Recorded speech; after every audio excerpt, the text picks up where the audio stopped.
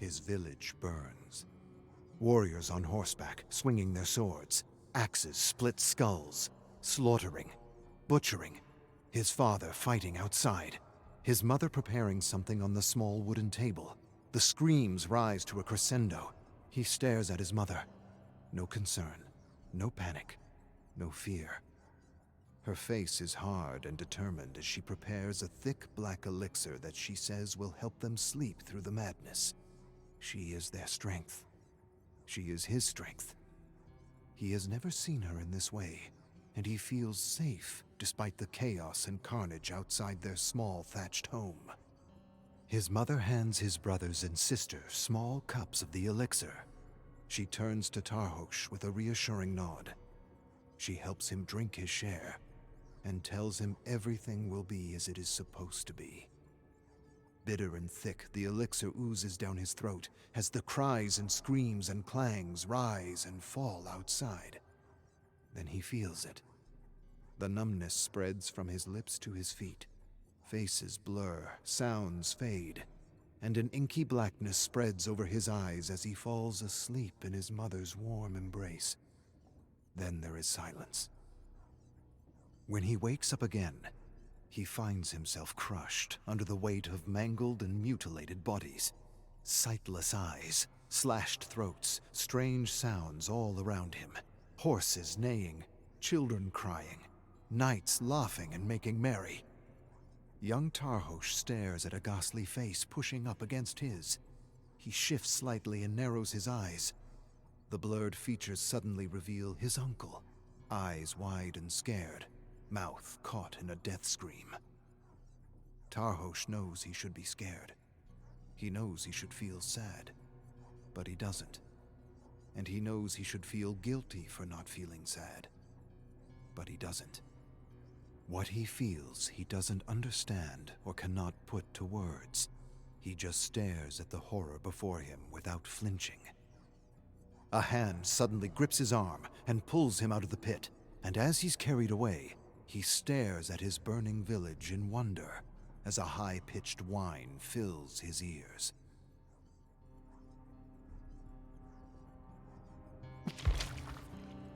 Decked in armor, Tarhos travels on horseback through the mountains into Portugal.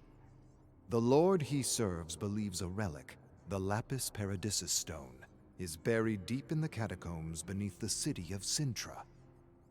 Lord Toscano claims he isn't after riches, but hope. Hope that this stone can lead him to another world that holds knowledge that can save this one. He prays that this lost knowledge of the ancient guardians might bring peace, harmony, and order to a world plagued by cruelty, violence, and imbalance. Tarhos scoffs at the idea of a world without violence. Life is violence, from birth to death, and everything in between is a futile attempt by cowards to hide from the horror that is living. The only plague in this world are the lies, the unnatural codes and laws created by nobles and lords for their mutual benefit. Unnatural laws and codes and books that deny the truth of the world by trying to make it something it's not. Tarhos believes something else. It's all good or none of it is. It's all evil or none of it is. It's all part of the same cosmic mud, the mystery that transcends the world and all its dualities. A mystery he never pretended to understand, but affirmed all his life with his sword and his disdain of those who used their laws to make their slaughter pious. Hypocrites, all of them. Not him. There's no guilt, no shame, and no need to hide from life. Now Toscano halts before a village and sees guards protecting the entrance of the catacombs. He sighs deeply and shakes his head. He has no wish to shed the blood of innocence, and turning his horse around, commands Tarhos to find another way.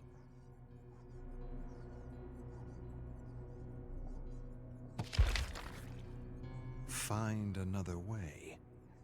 disgust strikes him like a sword. He feels the blade pierce his chest, smacking the breath from his lungs. He has no words for this order. All he can do is stare defiantly. Find another way. Why? So Toscano can sleep at night? So he can waste more of his time with his foolish notions of right and wrong, of good and evil, of noble and barbaric?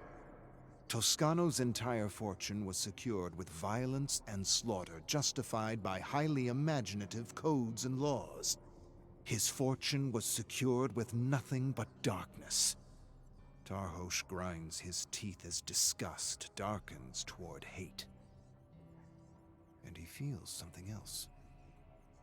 He feels Toscano doesn't deserve the spoils of his ancestors, or his relics, or this ancient stone that will somehow open a gateway to a world untainted by violence. He's a fool if he believes such a thing. No such place exists. And if such a place did exist, he would want nothing to do with it. He sighs and scrunches his fist. He wants to crush him like a maggot. Of all the lords he's served, this one he hates the most. He's heard enough of his notions of ancient guardians and their supposed superior wisdom. And as he watches Toscano ride away with his retinue, he decides he'll take it all. He'll take it all because he can. He'll take his stone and his relics and his town, and he'll show this bloody coward the truth of the world, the truth that has always lived in his heart, and no one will stop him.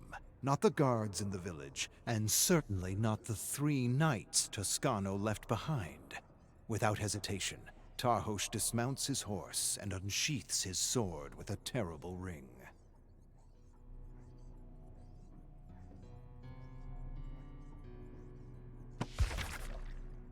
As the sun begins its slow descent, Tarhos battles the 3 knights. They attack as one, and as one, they fall to his bloody sword. A knight refuses to die and stands with a right arm dangling by sinews of flesh. He grips his bloody sword with his left hand and attacks. Tarhos evades and plunges his sword through the metal mesh and into his chest. The knight catches his breath, crouches to his knees, mumbles some death-fearing words, then slumps down in the dirt. Then Tarhos turns toward the village, where he feels the eyes of a dozen guards on him. They watch him from the shadows as Tarhos marches toward the ancient catacombs of Sintra.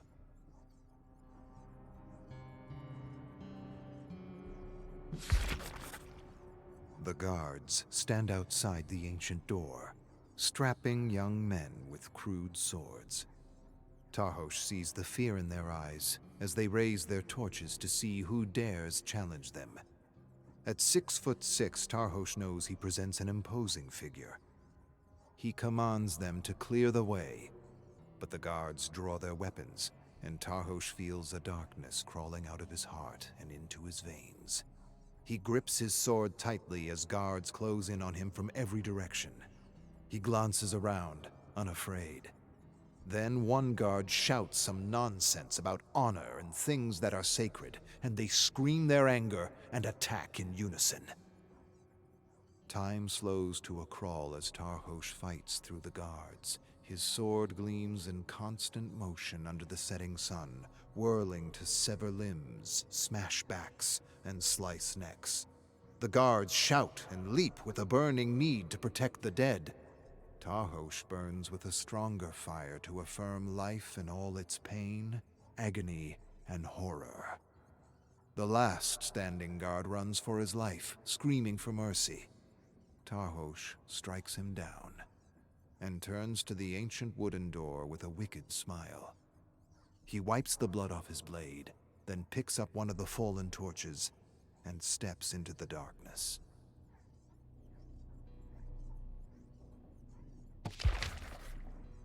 Death surrounds him, fills his nostrils. Not the decomposing flesh of those buried over the centuries, but the rotting bodies of the rodents and vermin that called this necropolis home. His torch illuminates ancient walls constructed of stone and skulls and bones arranged in oddly ornate displays. He feels the presence of countless lost and terrified souls. Cowards, all of them. He finds one skeleton impaled on a spear that sprang from the wall, a trap the ancients set to prevent treasure seekers from finding the stone. He finds the remains of other dead adventurers, in pits filled with spikes, crushed by boulders, torn in half by swinging blades. He feels a presence guiding him, dark, cold, primal. A paving stone clicks as he steps on it, and a razor-sharp scythe springs from the wall in a deadly arc. He drops to his knees, the blade whistling above, the deadly edge nearly decapitating him. Tarhos uses his torch to burn spiderwebs. The sticky strands cling to him as he pushes forward. Massive spiders, furry and thick, scramble over his armor, searching for flesh. He brushes them off with his torch, setting them ablaze. In another cavern, he startles a giant cauldron of bats. They screech and flap, slamming into Tarhos as they make their chaotic escape, nearly knocking him off his feet. Sweat burns his eyes, and he blinks it away as he forges ahead. A trapdoor drops beneath his feet, and Tarhos falls, grabs the edge, barely holds on. With the full weight of his armor weighing him down, he uses every ounce of strength to lift himself to safety. Finally, he finds himself on a narrow path to an ancient and ornate sepulchre. He strains and pushes to move the ledger stone that covers it. Inside, he finds the skeleton of an ancient warrior in his armor. The metal is tarnished, not rusted, and a large stone talisman lays against the warrior's breastplate, the Lapis Paradisus.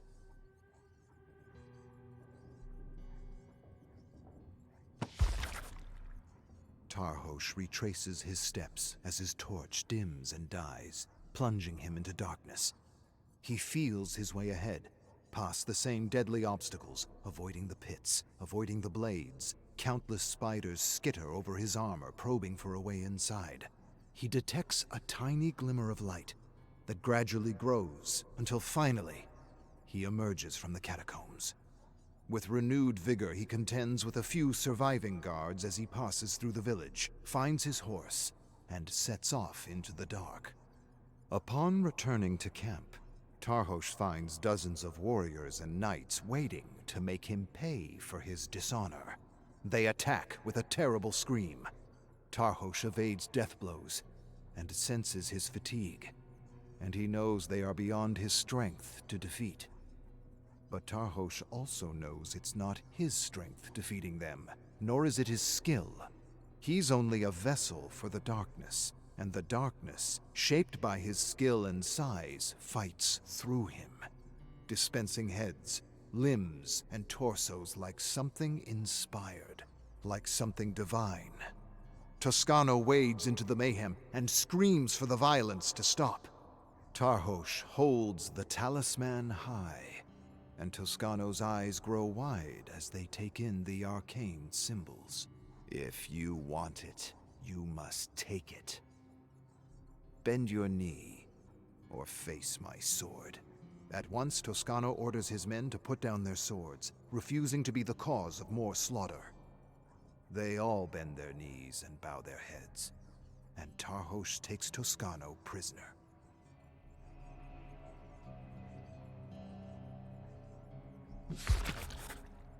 Tarhos enters the dungeon and looms above Toscano, who sits cross-legged on the ground, surrounded by decomposing limbs and heads and an infestation of maggots.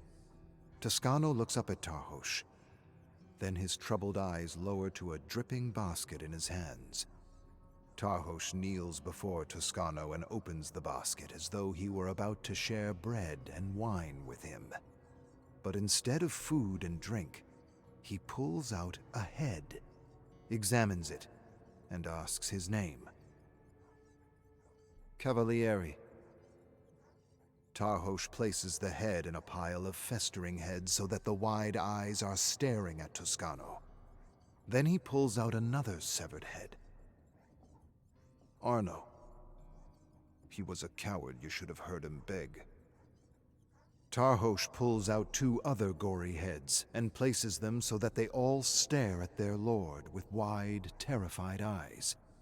He then pulls out the last head and holds it in the dancing torchlight. I liked him. He didn't beg. I think I'll keep this one. Tarhos places the head back into the basket.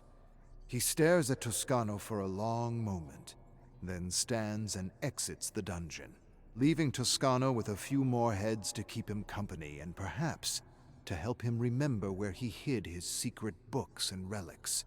Books and relics rumored to have been salvaged from another world, a world described as perfect. And to Tarhos, this could only mean a world without all the lies and pretenses of civilization.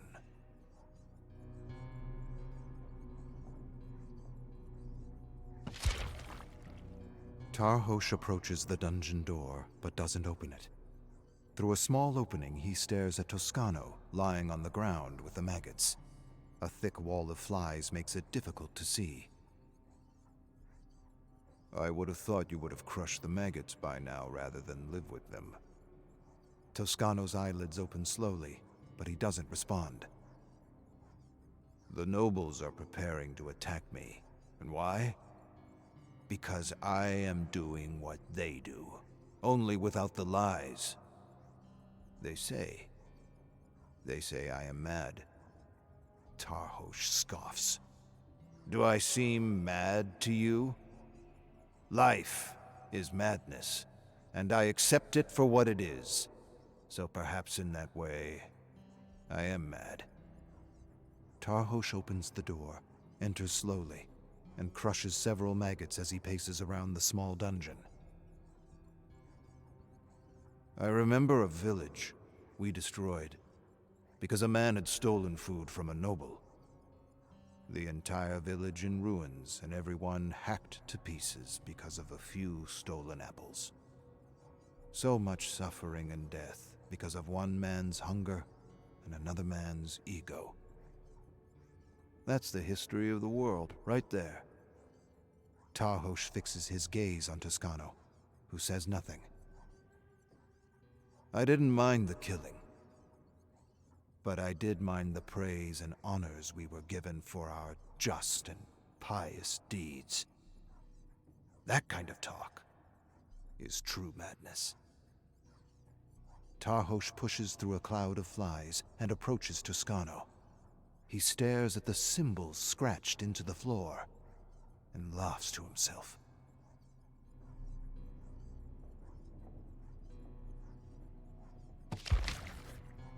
Tarhos enters the dungeon and squats beside Toscano, handing him a wooden vessel of warm water. He watches his prisoner drink it down, then smiles at the growing collection of symbols on the ground. You should see what I've done with the town.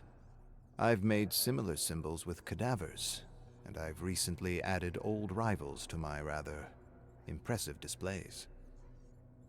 I also have old friends helping me prepare to battle a small army closing in on us from every direction. A righteous army, here to put an end to my evil.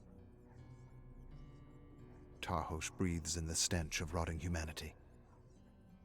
But something tells me they aren't coming for me. From what I've heard, a few nobles desire what you've been hiding from me. Which makes me wonder, what exactly have you been hiding from me? I offered the nobles the stone, but that didn't seem to interest them in the least. What makes this knowledge you have hidden from us so special? Tarhos wipes away a pile of maggots from the floor to reveal a symbol. Not this knowledge of a perfect world. Tarhos scoffs. What you don't understand in all your wisdom is that the world is perfect as it is. It is. And if you don't get it here and now, it doesn't matter where you end up or what knowledge you find. You will always be looking for something more. Tarhos stares at Toscano for a long, pensive moment. Paradise will come when you make peace with life as it is and not the way you imagine it should be. When you embrace the horror instead of running from it. Only when you can do this will you see the madness of your ways. Your futile search for knowledge, your foolish refusal to take a life, even the life of a groveling maggot. Tarhos pounds a fist and crushes several maggots into a squirming white paste. Then he picks the splattered pieces off his hand, stares at them curiously, and flicks them into the gaping mouth of a severed head. He stares at the head, remembering. There was a village, quite far from here. A small army advanced on this village on a mission, I suppose, to butcher the barbarians. To make this world a better place. Rather than be killed by a stranger or be taken as a slave, these villagers had chosen to die by their own accord. Tarhos scoops a few more maggots and tosses them into the mouth. I remember one mother had poisoned her family, without hesitation or remorse. The love and strength of will it must have taken to do that. Something I've yet to see in all my experiences on the battlefield and off. I have been around nobles and knights my whole life, and all I've seen is cowardice steeped in the rotten stew of lies and hypocrisy. Tarhos tosses one last maggot into the festering mouth, stands upright, walks through a thick cloud of flies, and pauses in the torchlit doorway. I have yet to meet her equal. Then he shuts the door with a clang, leaving Toscano in the growing darkness.